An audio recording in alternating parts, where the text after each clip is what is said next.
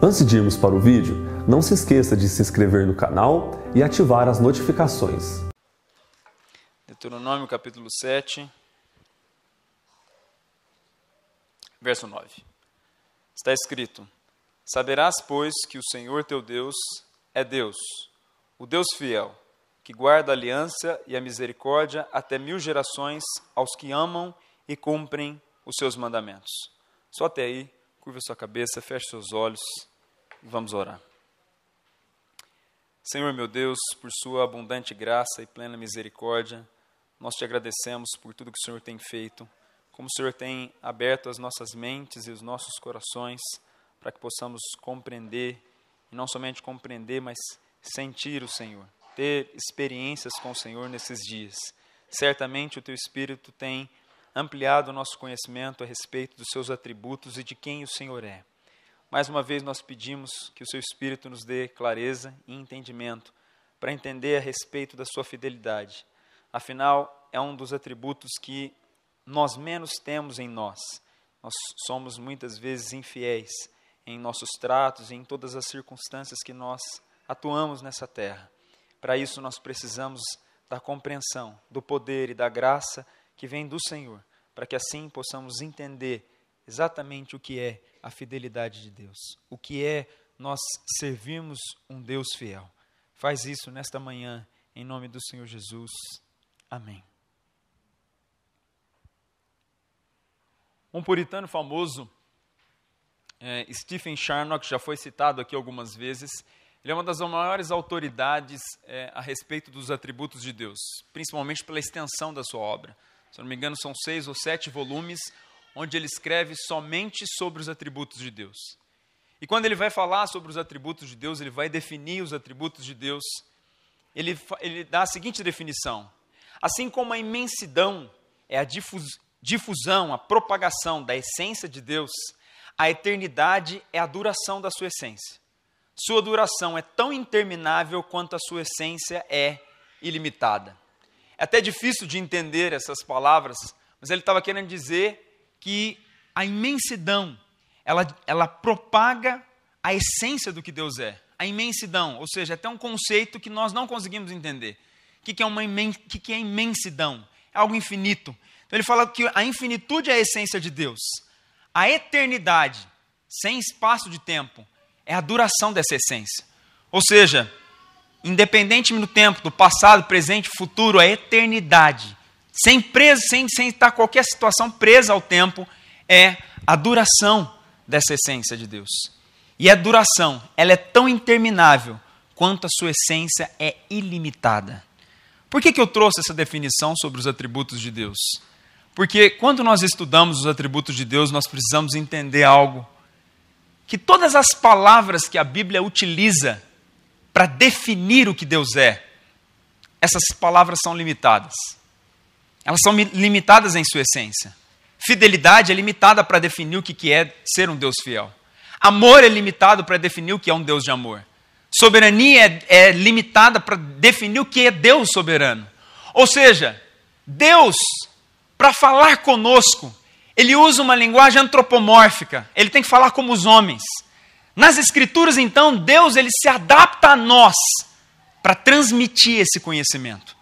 Então, Deus ele teve que inspirar homens para que, dentro das suas limitações, atribuíssem certas características a Deus. Mas, mesmo assim, essas características e essas palavras são extremamente limitadas para definir o que Deus é. Isso você já pôde perceber tanto ontem pela mensagem da soberania de Deus, quanto no sábado à noite, pela mensagem da questão da incompreensibilidade de Deus. Deus é incompreensível em toda a sua dimensão. E nós precisamos entender isso.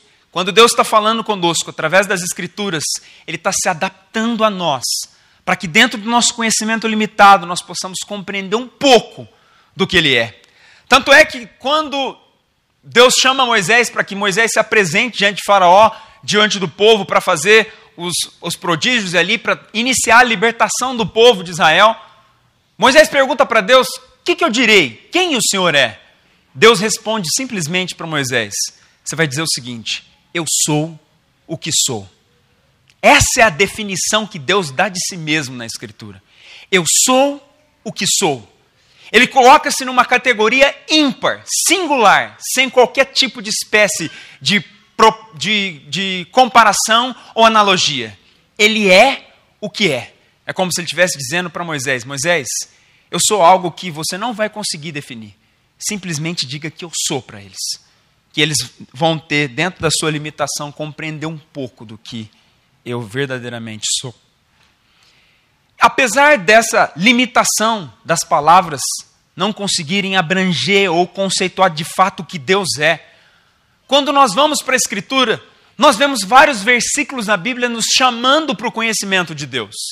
Você percebe isso no versículo-chave desse acampamento, que é João 17,3. Jesus ali, ele diz: e a vida eterna é esta, que te conheçam a ti como Deus único, verdadeiro, e a Jesus Cristo a quem enviaste. Em palavras simples, Jesus está dizendo que a vida eterna não depende nada mais, nada menos do que do conhecimento de Deus. Você quer chegar no céu? Você precisa do conhecimento de Deus. E o céu, a vida eterna, ela vai ser um conhecimento infinito de Deus.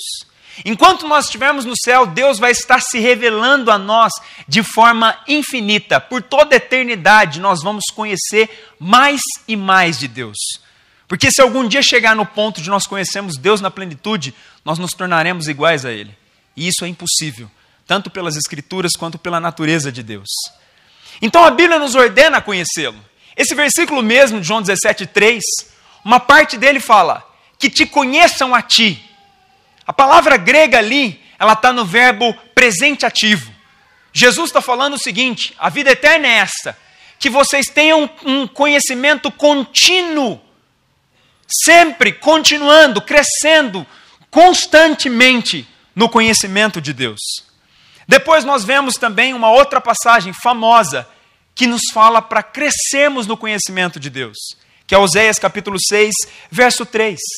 Ali Deus diz: conheçamos, Oséias fala, né? Através da boca de Oséias, Deus fala: conheçamos e prossigamos em conhecer ao Senhor. As ordens bíblicas, quando dizem respeito ao conhecimento de Deus, ela não fala que você vai conhecer, não. Ela fala para você conhecer e prosseguir em conhecer. E o interessante é que tanto o verbo no grego quanto o verbo no aramaico, eles dizem respeito não a um conhecimento conceitual, que você simplesmente lê ou estuda uma teologia e simplesmente conhece por conceito. Não. Os verbos dizem mais, eles dizem respeito de um conhecimento experiencial. É um conhecimento de experiência, é um conhecimento de relacionar-se. Então, as Escrituras sempre vão nos ordenar a crescer no conhecimento de Deus. E esse conhecimento, pela própria Bíblia, ele se torna um conhecimento infinito. Diante disso, um dos maiores mandamentos, aliás, o maior mandamento, dito pela boca do próprio Jesus, em Marcos capítulo 12, verso 30, ele vai falar qual que é o maior mandamento. E o maior mandamento é: amarás, pois, o Senhor teu Deus, de todo o teu coração, de toda a tua alma, de todo o teu entendimento e de toda a tua força. Você já parou para pensar como que você vai conseguir amar a Deus de todo o coração, alma, entendimento e forças? Eu já te digo que um primeiro passo para você amar a Deus e cumprir o maior mandamento é conhecer quem Deus é. Se você não conhecer os atributos de Deus, é impossível de você amar a Ele. Como você vai amar algo que você não conhece?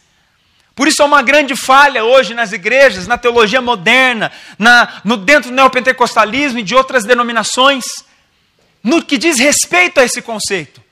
Por não ter uma exposição séria, verdadeira e clara dos atributos de Deus, as pessoas não conseguem cumprir o maior mandamento das Escrituras, que é amá-lo de todo o coração, alma, entendimento e forças. Mas pela graça de Deus, Deus tem nos dado essa oportunidade de conhecer um pouco desses atributos, para que assim nós possamos cumprir o maior mandamento das Escrituras, que é amá-lo de todo o nosso coração. E nesta manhã, eu gostaria de falar com vocês um pouco sobre a fidelidade de Deus. Deus é fiel. Como nós lemos no versículo de Deuteronômio 7:9, Saberás, pois, que o Senhor teu Deus é Deus, o Deus fiel. Existem duas palavras para definir fiel na Bíblia. E principalmente elas são atribuídas a Deus. Tanto no hebraico é amã, como no grego é pistos. Essas duas palavras definem sempre fiel, Deus fiel, fiel criador e por aí vai. Nas escrituras vão ser sempre essas duas palavras, a maioria das vezes, que vão aparecer tanto no Antigo Testamento quanto no Novo Testamento para falar sobre Deus ser fiel. E essas duas palavras, elas transmitem a ideia de um pai com fortes braços que sustenta e guarda o seu filho indefeso. As duas palavras também dão a ideia de uma coluna que sustenta um edifício grande. Essas colunas que estão sustentando toda essa estrutura. As palavras gregas quando falam, ou a palavra grega e hebraica quando falam sobre a fidelidade de Deus, sobre o Deus fiel, elas dão essa ideia de algo que sustenta tudo, que consegue suportar tudo. Então, essas duas palavras, elas dão a ideia de que Deus é um ser digno de absoluta confiança e que seu povo pode depender dele sem dúvida ou reservas. As duas palavras servem para transmitir essa ideia para nós.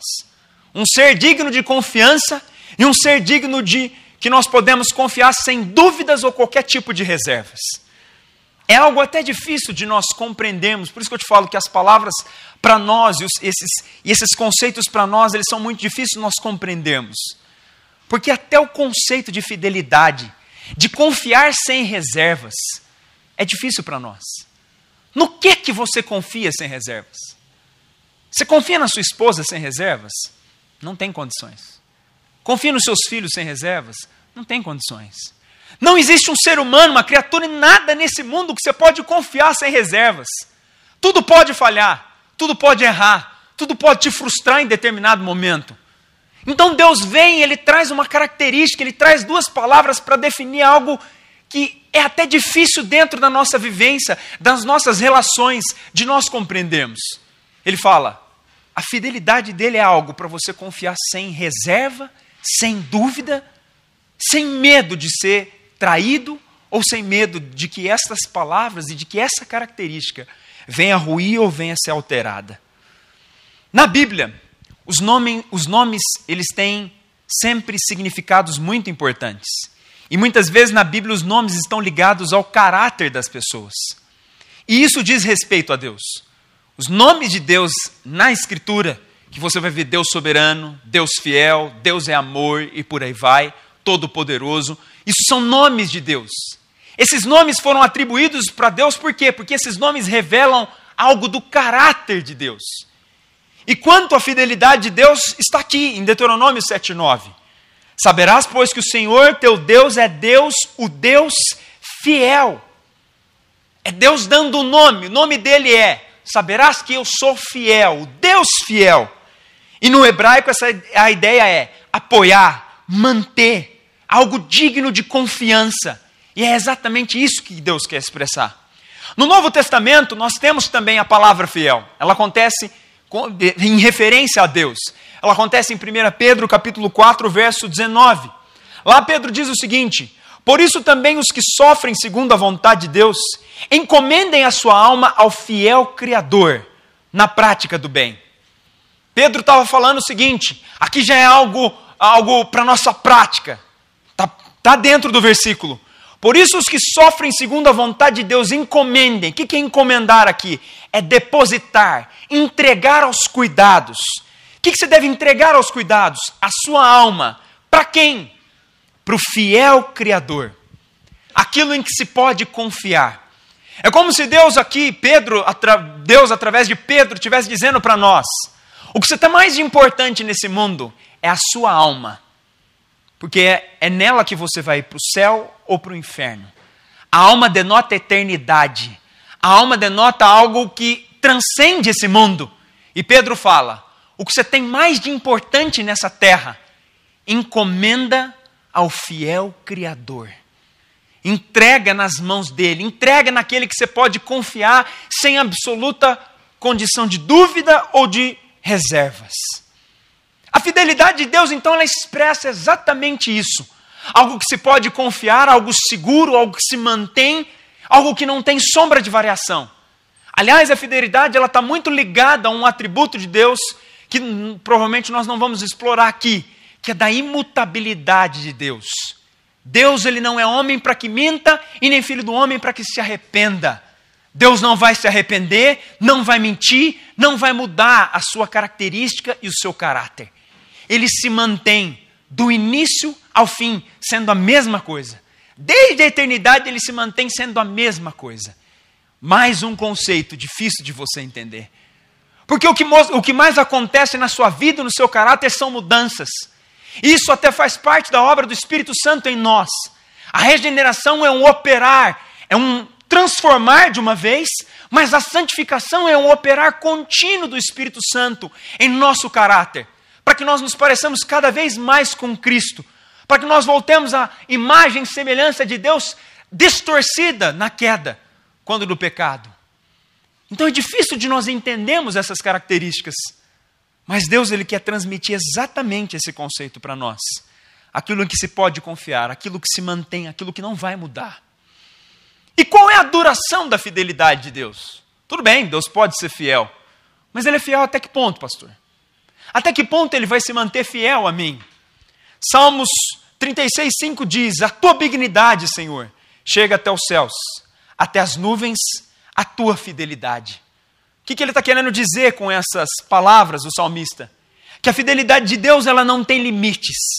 Da mesma maneira, Salmo 100, capítulo 100, verso 5, porque o Senhor é bom, a sua misericórdia dura para sempre, e de geração em geração a sua fidelidade.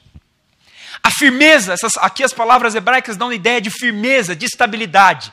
E o salmista diz, a firmeza de Deus, a estabilidade de Deus, ela se mantém de geração em geração. Passa a geração, vem geração, Deus permanece sendo o mesmo, o Deus fiel. Outro versículo para definir a duração da fidelidade de Deus é Salmo 146, verso 6, que diz, que fez os céus e a terra, e o mar e tudo o que neles há, e mantém para sempre a sua fidelidade. O interessante é que a fidelidade de Deus ela não está vinculada a nós, não está vinculada ao seu povo, não está vinculada a algo dessa terra, porque se ela tivesse vinculada a nós falharíamos e falhamos todos os dias. Se ela tivesse vinculado a algo dessa terra, nós poderíamos dizer que é algo temporário, porque a terra, cada dia que passa, ela está se findando. Mas não. O versículo de Salmo 146 diz que Ele que mantém a sua fidelidade para sempre. Quem garante que Ele vai permanecer o mesmo? Ele mesmo. Ele só poderia jurar por si mesmo. Afinal, todo o resto é temporário, todo o resto vai cair, todo o resto não se mantém.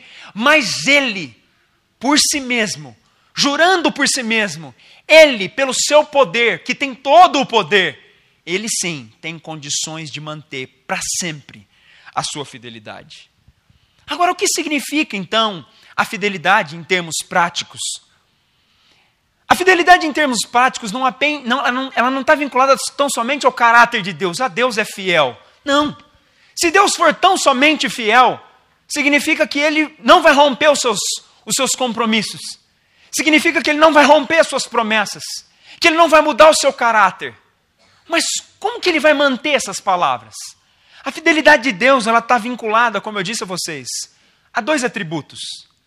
A todo o poder, a imutabilidade de Deus, e ela está vinculada também à onipotência de Deus. Por quê? Deus, se ele dá uma promessa, Ele só vai conseguir cumprir essa promessa se Ele tiver todo o poder nas suas mãos. E nós só podemos confiar num Deus fiel se Ele for um Deus que Ele não é limitado. Porque se Ele for limitado, Ele vai limitar as suas palavras, Ele vai limitar a sua ação e Ele vai limitar a extensão do seu poder. Por isso a fidelidade está ligada à onipotência. Ele tem que ter todo o poder para manter cada uma das suas palavras e cada uma das suas palavras se cumprirem independentemente do que aconteça. Ao mesmo tempo, Ele não pode ser um Deus mutável. Porque se ele for um Deus mutável, ele pode prometer a vida eterna para você hoje, e de repente amanhã ele acordar meio mal-humorado e falar, não, você não vai para o céu hoje mais não, você vai para o inferno agora. Você imaginou se Deus fosse dessa maneira? Não teria como falar. Aliás, a mutabilidade ela está vinculada a nós, não somos assim? Um dia acordamos tristes, outro dia acordamos alegres, um dia acordamos bem-humorado, outro dia mal-humorado. A instabilidade, a mutabilidade está totalmente ligada ao ser humano em virtude do pecado, da queda. O efeito da queda foi esse. Agora, com Deus, não. Ele mantém-se em absoluta confiança. Ele mantém absoluta inalterabilidade. Ele mantém imutável. Salmo 135, versos 5 e 6 diz: com efeito eu sei que o Senhor é grande e que o nosso Deus está acima de todos os deuses. Tudo quanto aprouve ao Senhor, Ele o fez, nos céus, na terra, no mar e em todos os abismos. O que isso significa? Tudo o que Ele prometeu, Ele o fez. Tudo o que Ele desejou, Ele o fez. Tudo aquilo que Ele falou que iria cumprir, Ele o fez. No mesmo sentido, Isaías 14, 24 diz: jurou o Senhor dos Exércitos, dizendo, como pensei, assim sucederá. E como determinei, assim se efetuará. Isaías, quando ele profetiza, ele diz da boca de Deus exatamente isso. E ele mostra ali a fidelidade de Deus, falando o seguinte: como eu pensei, assim vai acontecer. E como eu determinei, está no meu decreto, está na minha promessa, saiu da minha boca como uma palavra que vai se cumprir, assim se efetuará. Um outro verso que também diz sobre a mutabilidade de Deus, que Deus ele é poderoso para cumprir aquilo que Ele prometeu, e aí é uma característica da fidelidade, é Números 23, 19. Deus não é homem para que minta, nem filho do homem para que se arrependa.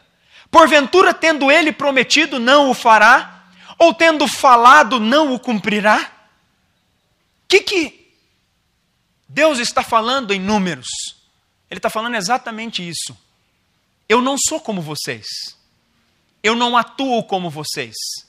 O meu caráter não é variável como vocês. As minhas emoções não são variáveis como as de vocês. Eu sou um ser estável, imutável, fiel. Todos os meus contratos eu vou cumprir. Todos os meus decretos serão cumpridos, independentemente do que aconteça. Pode se levantar todo o reino das trevas, a palavra vai se cumprir. Pode todos os homens se voltarem as costas, a palavra vai se cumprir. Quer você queira, quer você não queira, a palavra vai se cumprir. Porque quem vela pelo cumprimento dela não somos nós. Não são os seres humanos, as criaturas caídas, limitadas. Pelo contrário, é o Deus Todo-Poderoso e imutável. Uma vez tendo saído a palavra da sua boca, nada o fará voltar atrás. Pelo contrário, ela se cumprirá conforme o propósito que ele determinou. Isaías 14, 27 também diz no mesmo sentido: porque o Senhor dos Exércitos o determinou, quem, pois, o invalidará?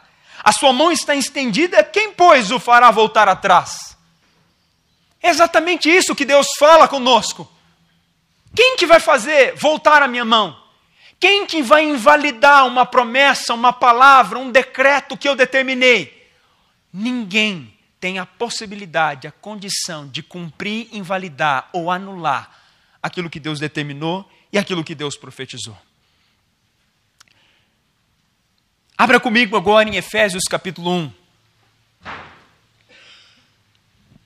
São vários versos que eu vou citar para te provar nas Escrituras sobre a fidelidade de Deus. Efésios, então, capítulo 1.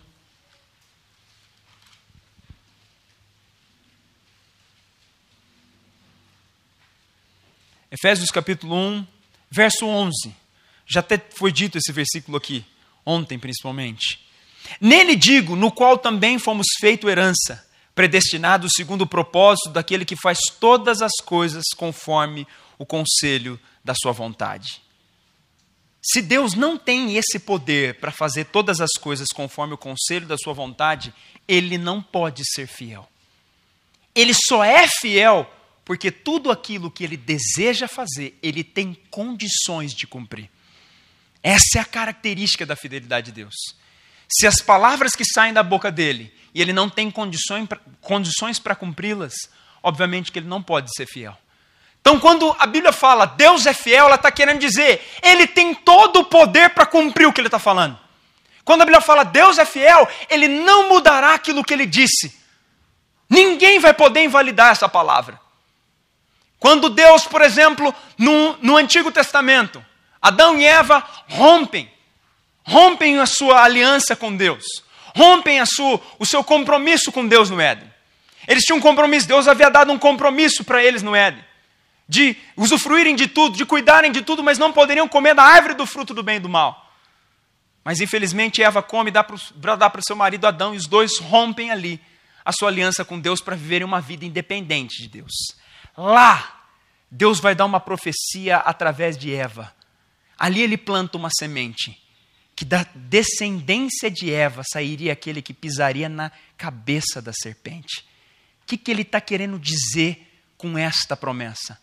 É uma promessa, ele semeou ali uma semente, a promessa de Cristo.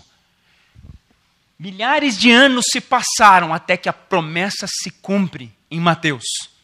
Quando Cristo nasce, alguém conseguiu impedir durante todos esses anos, são séculos e séculos, são milênios que se passam desde aquela promessa. Ninguém conseguiu cumprir. Ninguém conseguiu descumprir, invalidar ou romper a palavra que Deus havia dado. Por quê? Por conta da sua fidelidade. Isso deve trazer a nós absoluta confiança em Deus. Quando eu vou a Ele em oração, quando eu faço um voto diante de Deus, quando eu leio as Escrituras diariamente, eu tenho que ter absoluta certeza de que tudo aquilo que Ele determinou, tudo aquilo que Ele escreveu, Ele vela por cumprir. Eu vou falhar, vocês todos vão falhar. Todos os homens que pisaram nessa terra falharam. O único que não falhou, o único que foi fiel absolutamente em tudo, Cristo, que era Deus e que era homem. Somente Deus tem a absoluta confiança. Somente Deus tem a absoluta estabilidade na qual nós devemos confiar, sem sombra de qualquer variação ou mudança. Outra questão que nós precisamos aprender com relação à fidelidade de Deus é que Deus e as suas promessas são imutáveis. Salmo 102, verso 25 e 27 diz: em tempos remotos lançaste os fundamentos da terra e os céus são as obras das tuas mãos. Eles perecerão, terra, os céus, mas tu permaneces. Todos eles envelhecerão como uma veste, como roupa os mudarás e serão mudados. Tu, porém, és sempre o mesmo. Os teus anos jamais terão fim. Deus, o que Ele está querendo dizer aqui? Ele permanece sendo o mesmo. Suas promessas, suas palavras permanecem sendo as mesmas. Essa é a sua fidelidade. Malaquias capítulo 3, verso 6 diz: porque eu, o Senhor, não mudo. Por isso vós, ó filho de Jacó, não sois consumidos. Deus não muda. Não há qualquer sombra de variação ou mudança nele. A razão de nós não sermos consumidos hoje em dia é exatamente em virtude de Deus não mudar. Deus determinou que o meio para salvar o seu povo seria através do sacrifício eterno do sangue vertido de Jesus Cristo. Você imagina se depois de 100 anos da morte de Cristo e do sangue vertido, Deus de repente decide: eu acho que esse sangue não foi suficiente para pagar o preço dos pecados. Pronto. Toda a raça humana deveria ser dizimada nos seus pecados. Você está entendendo que a fidelidade significa estabilidade de caráter, segurança, confiança? O que Deus ele promete, o que ele determina, ele cumpre. O que ele determina, ele é fiel para cumprir. E o que ele determina, ele tem poder para executar.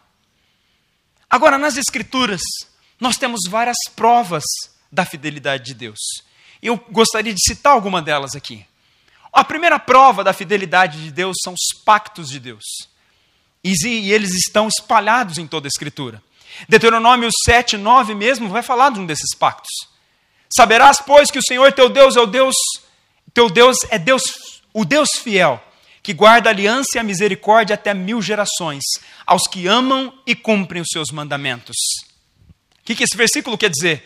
Deus, por ser fiel, Ele guarda a aliança e a misericórdia para conosco, seu povo. Ele só mantém a misericórdia, Ele só guarda essa aliança por conta da sua fidelidade. Se não houvesse fidelidade, a aliança poderia ser rompida a qualquer momento. E nada daquilo que Ele havia dito poderia ser... Aliás, nada daquilo que Ele havia dito poderia ser cumprido. 1 Reis, capítulo 8, verso 23 e 24 diz: E disse: Ó Senhor Deus de Israel, não há Deus como tu, em cima nos céus, nem embaixo na terra. Como tu que guardas a aliança e a misericórdia dos teus servos, que de todo o coração andam diante de ti, que cumpriste para com teu servo Davi, meu pai, o que lhe prometeste. Pessoalmente o disseste e pelo teu poder o cumpriste, como hoje se vê.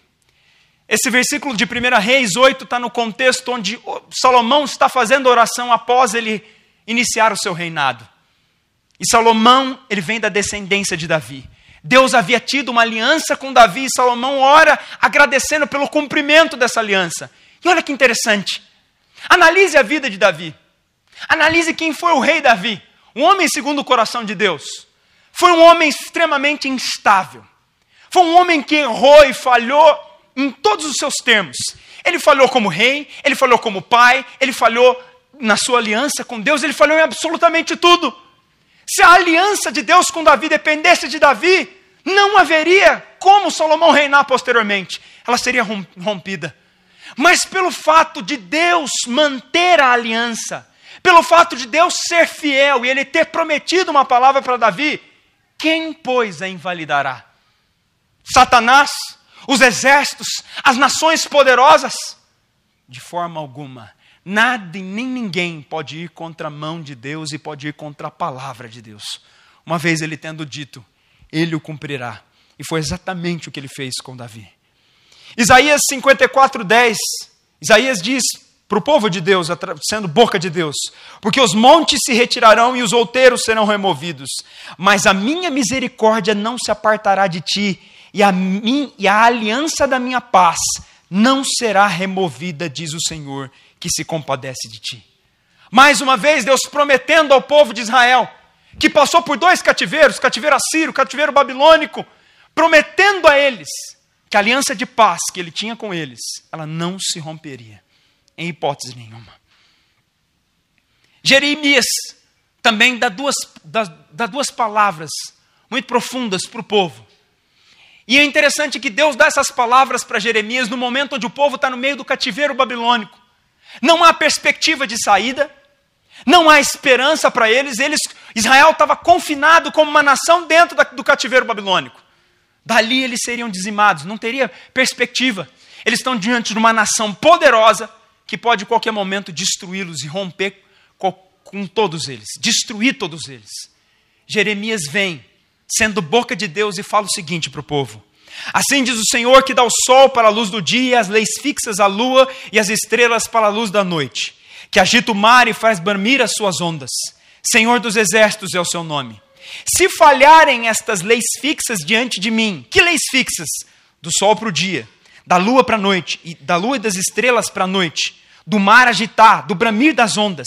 Se estas leis falharem, diz o Senhor, deixará também a descendência de Israel de ser uma nação diante de mim para sempre. Assim diz o Senhor: se puderem ser medidos os céus lá em cima e sondados os fundamentos da terra cá embaixo, também eu rejeitarei toda a descendência de Israel por tudo quanto fizeram, diz o Senhor. Deus, Ele coloca parâmetros impossíveis de serem cumpridos para falar o seguinte: a minha aliança só se rompe se vocês conseguirem medir os céus. Até hoje o ser humano não tem condição de medir os céus. Até hoje a palavra permanece a mesma. Até hoje ele está cumprindo essa palavra. Até hoje Ele tem uma aliança com o seu povo. E essa aliança permanecerá para todos sempre. E Ele diz isso exatamente para um povo instável. Exatamente para um povo rebelde. Exatamente para um povo que é variável. Que tem hora que quer Deus, que tem hora que quer ídolo. Que tem hora que quer Deus, que tem hora que quer Baal. mas Ele que vela pelo cumprimento da palavra. E mesmo diante de um momento onde eles não têm perspectivas nenhuma, diante de um cativeiro, Deus vem com a sua palavra e Ele diz que a cumprirá. Outra característica que prova a fidelidade de Deus, a própria palavra de Deus. A palavra que nós temos prova a fidelidade de Deus. Por quê? Nenhuma de todas as palavras que o Senhor falou tem falhado. Ele é fiel para cumprir cada promessa e levar a cabo cada decreto que Ele determinou.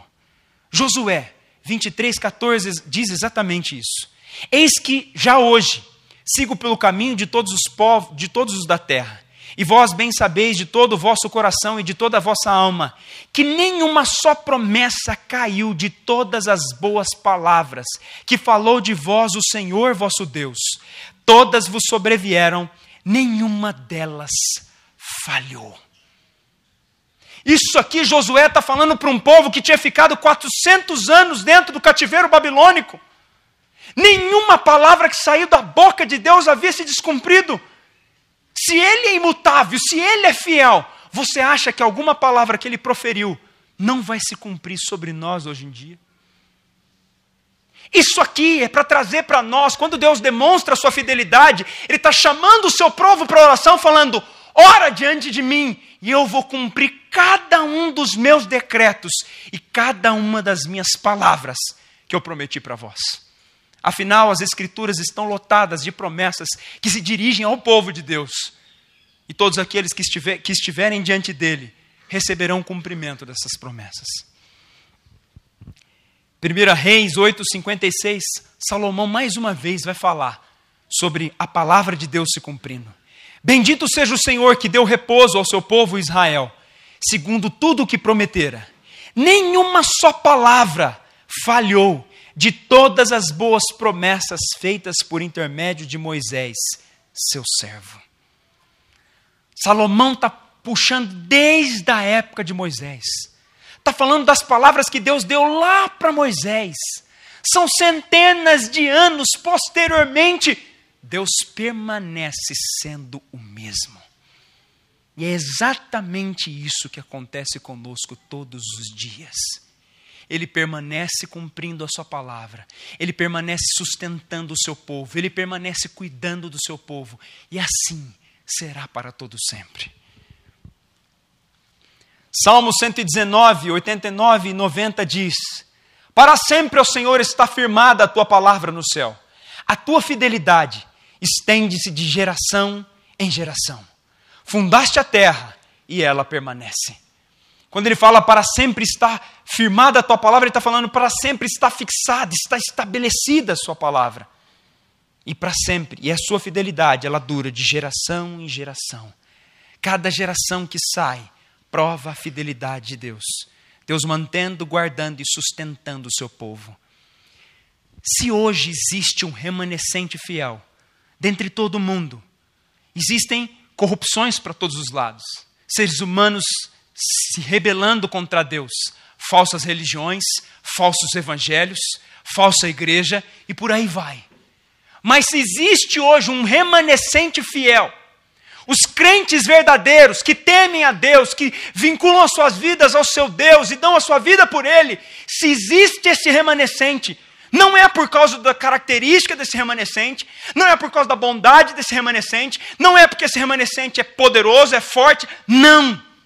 É porque Deus prometeu manter um remanescente fiel, servindo a Ele em todas as gerações. Cada geração que surge um cristão fiel, Deus está provando a sua fidelidade, a sua firmeza, a sua imutabilidade, que Ele continua sendo Deus, o Deus de todo sempre. Mateus 5,18, Jesus vai falar sobre a fidelidade de Deus nas palavras. E Ele diz: porque em verdade vos digo, até que o céu e a terra passem, nenhum i ou nenhum tio jamais passará da lei, até que tudo se cumpra. Quando nós lemos nas Escrituras a respeito do novo céus e nova terra, quando nós lemos nas Escrituras a respeito de regeneração, quando nós lemos nas Escrituras a respeito de santificação, Tudo isso são promessas e são certezas que Deus dá para o seu povo. E isso deve trazer para nós segurança. O cristão muitas vezes anda cabisbaixo, anda no fluxo das suas emoções, anda no fluxo do governo, no fluxo das gerações.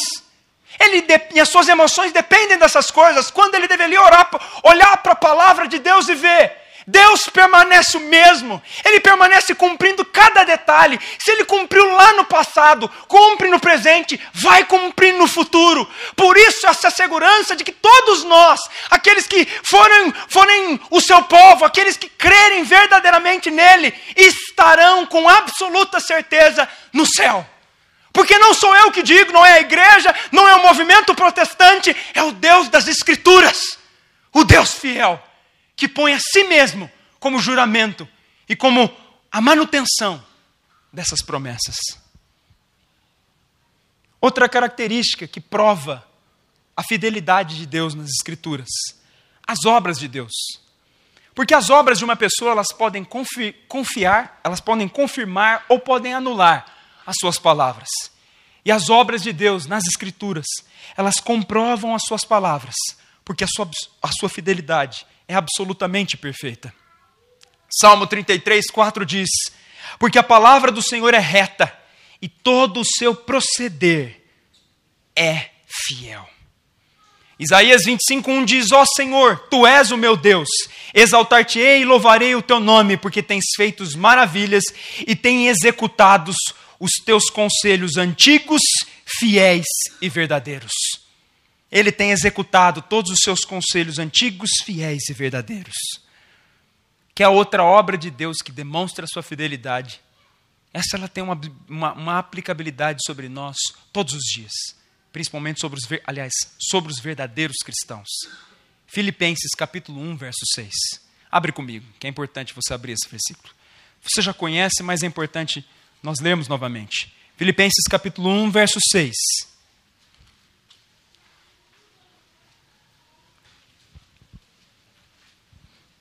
Olha o que Deus diz em Filipenses 1,6.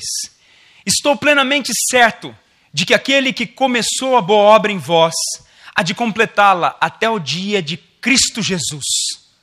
O que Paulo está falando aqui para nós?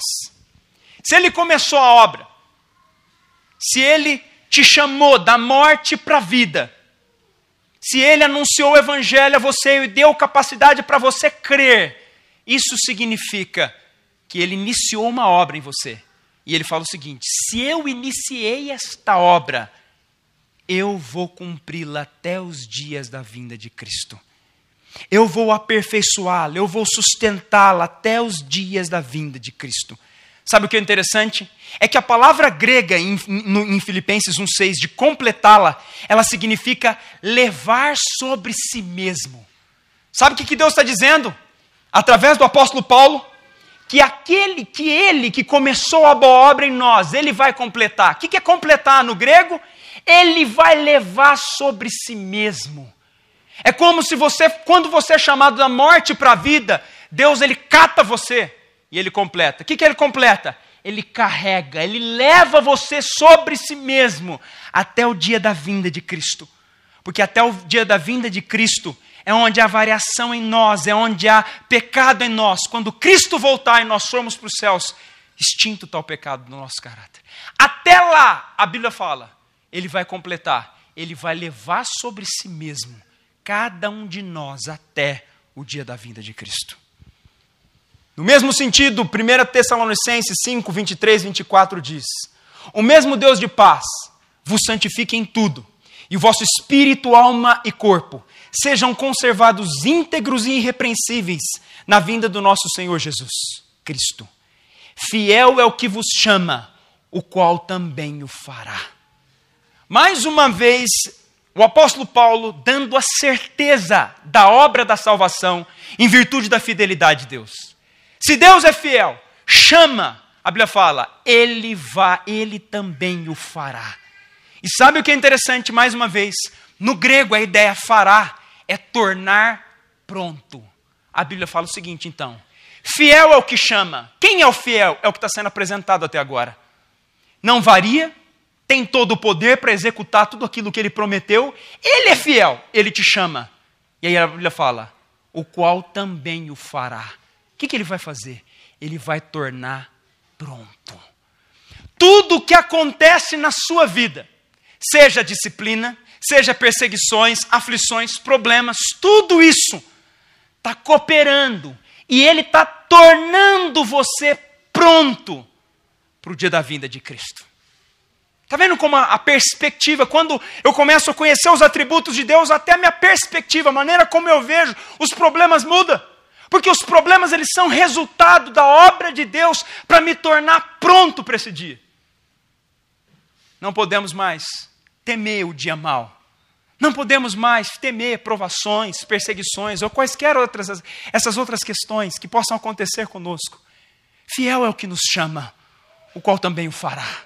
Fiel é o que nos chama, o qual tornará pronto, nos tornará prontos para a nossa entrada no céu. E a última prova da fidelidade de Deus é a que mais impactou todas as nossas vidas, que é a vinda do seu Filho, do Filho de Deus, Jesus Cristo. A maior prova da fidelidade de Deus é a vinda do seu Filho unigênito para morrer pelos nossos pecados. Desde os primeiros capítulos da Bíblia, nós encontramos promessas da sua vinda e da salvação que Ele traria. E após milhares de anos, todas essas promessas são cumpridas na pessoa e na obra de Jesus Cristo. Maria, quando está grávida em Lucas 1, ela diz o seguinte: então disse Maria, a minha alma engrandece ao Senhor e o meu espírito se alegrou em Deus meu Salvador. Versículo 54.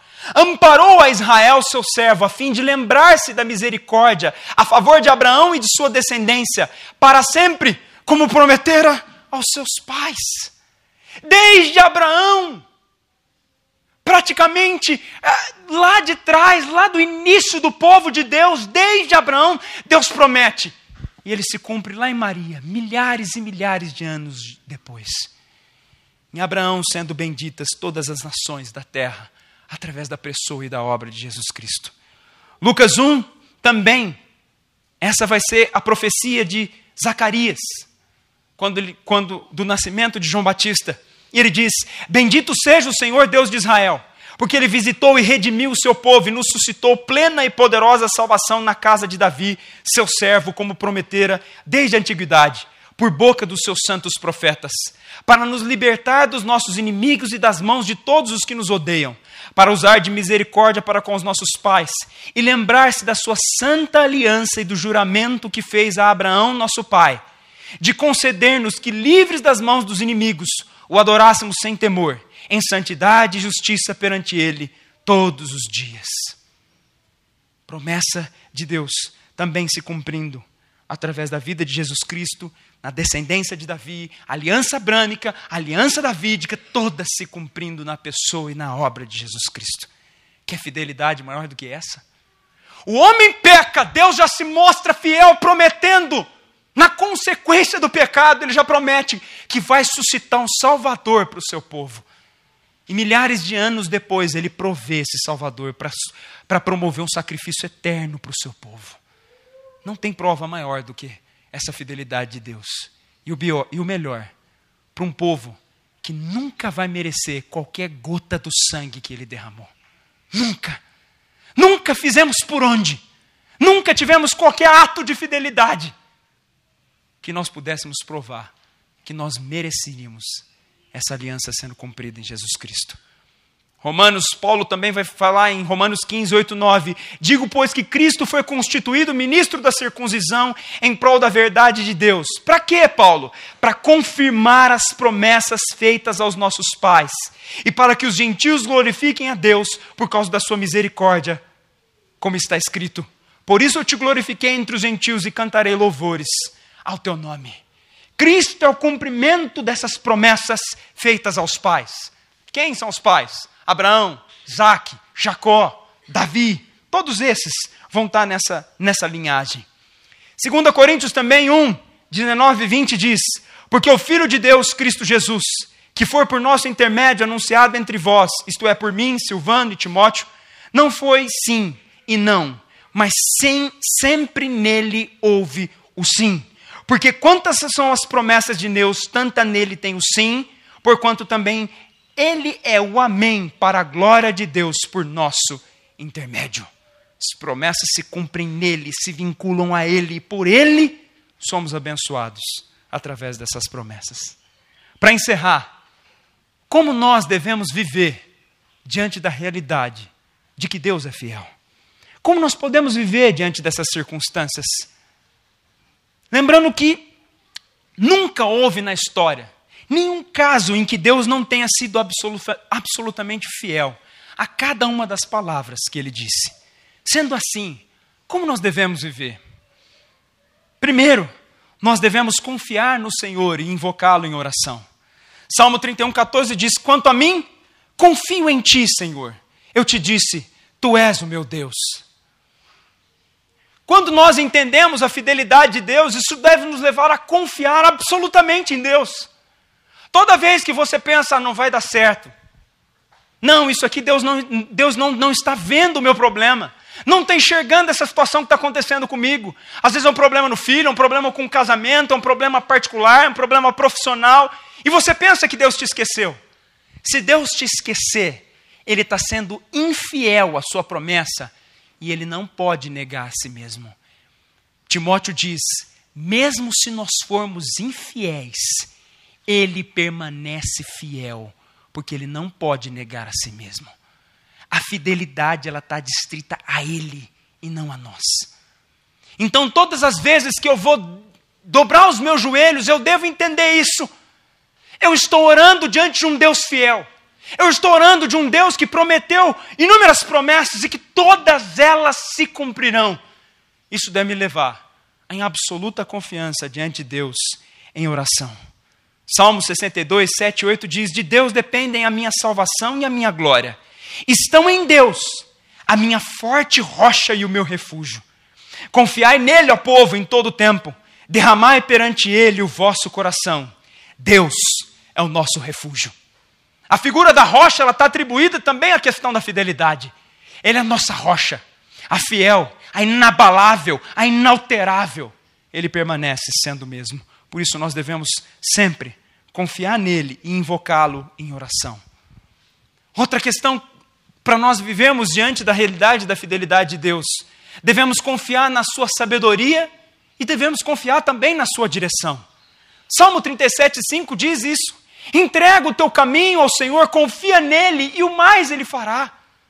A Bíblia chama para você entregar, lembra do versículo de Tessalonicenses? Encomenda a alma, entrega a alma. O que você tem de mais importante, você entrega a ele. E a Bíblia também chama em Salmo 37, entrega o teu caminho, entrega a tua vida. E o mais, o fiel, o todo-poderoso, o amoroso, o bondoso, e etc. Ele o fará. Provérbios também 3, 5, 6 diz, confia no Senhor de todo o teu coração e não te estribes no teu próprio entendimento. Reconhece-o em todos os seus caminhos e ele endireitará suas veredas. É confiando nele, entregando a ele. A direção vem dele, a sabedoria vem dele. Cabe a nós entregarmos as nossas vidas e caminharmos com ele todos os dias que nós ainda temos para viver. Outra questão que nós devemos viver diante da realidade que ele é fiel, nós devemos crer que ele fará tudo o que ele prometeu.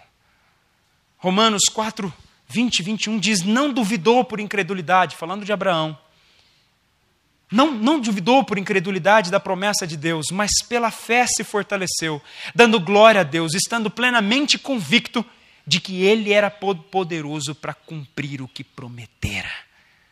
Todas as vezes que nós dobrarmos nossos joelhos, nos achegarmos diante de Deus, essa deve ser a nossa postura. Crer que tudo aquilo que ele disse, tudo que ele prometeu, ele vai cumprir. Seja o pecado mais difícil que você tem enfrentado nesses dias.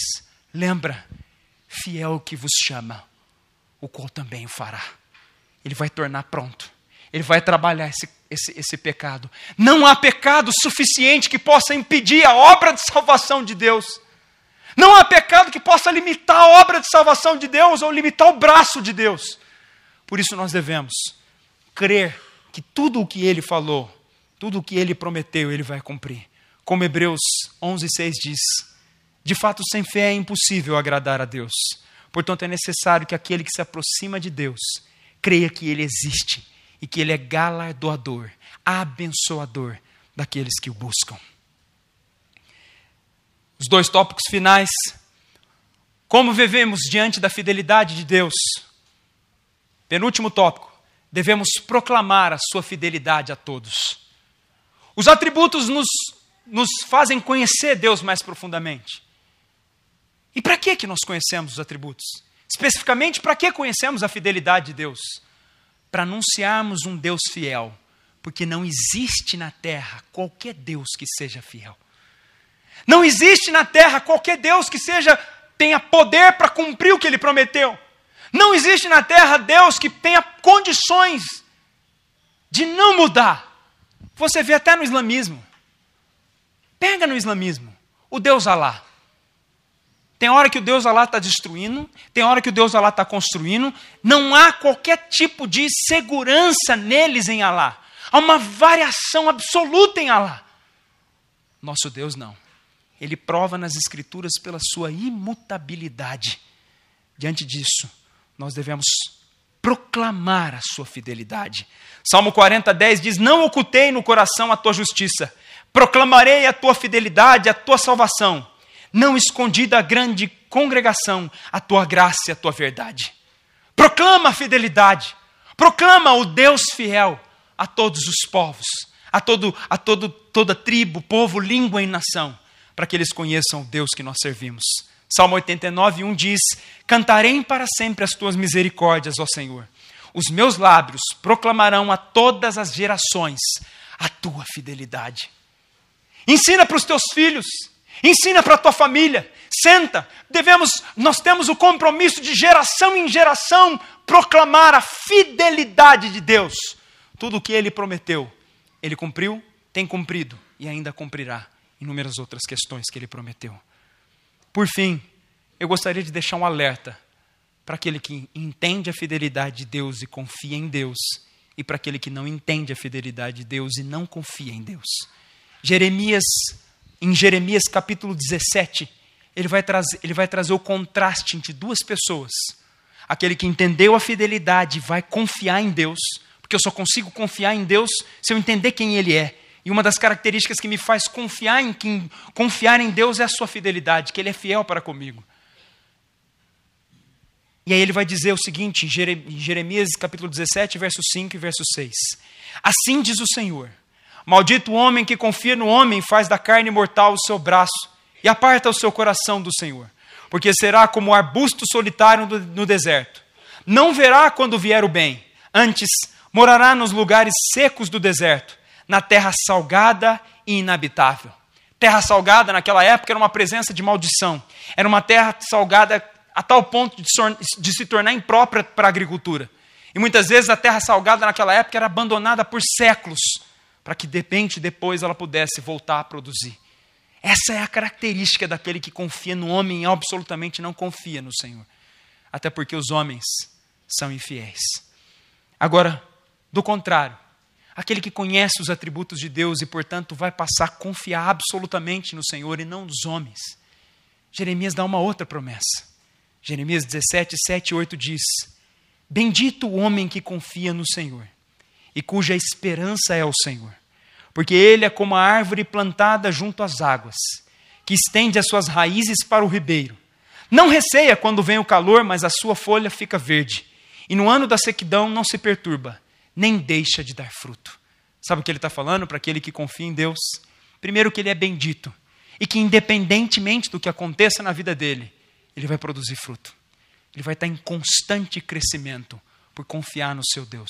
Porque a confiança em Deus é nutrição para nós, é saúde para nós, é força para nós termos condições de conseguirmos prosseguir na nossa jornada todos os dias que temos para viver ainda. Que assim possamos confiar absolutamente no Deus fiel. Porque fiel é o que nos chama, o qual também o fará, nos tornará prontos para a vinda de Jesus Cristo. Amém? Que você então confie no Deus fiel. Gostou do vídeo? Então não se esqueça de se inscrever no canal e acionar as notificações. Estamos pedindo isso por conta das novas normas do YouTube. Para isso é necessário seguir 3 passos: se inscrever no canal, ativar as notificações clicando no sininho ao lado do botão inscreva-se e curtir o nosso vídeo. Fazendo isso, você irá contribuir com o canal e ajudará a levar o Evangelho para mais pessoas. Deus abençoe.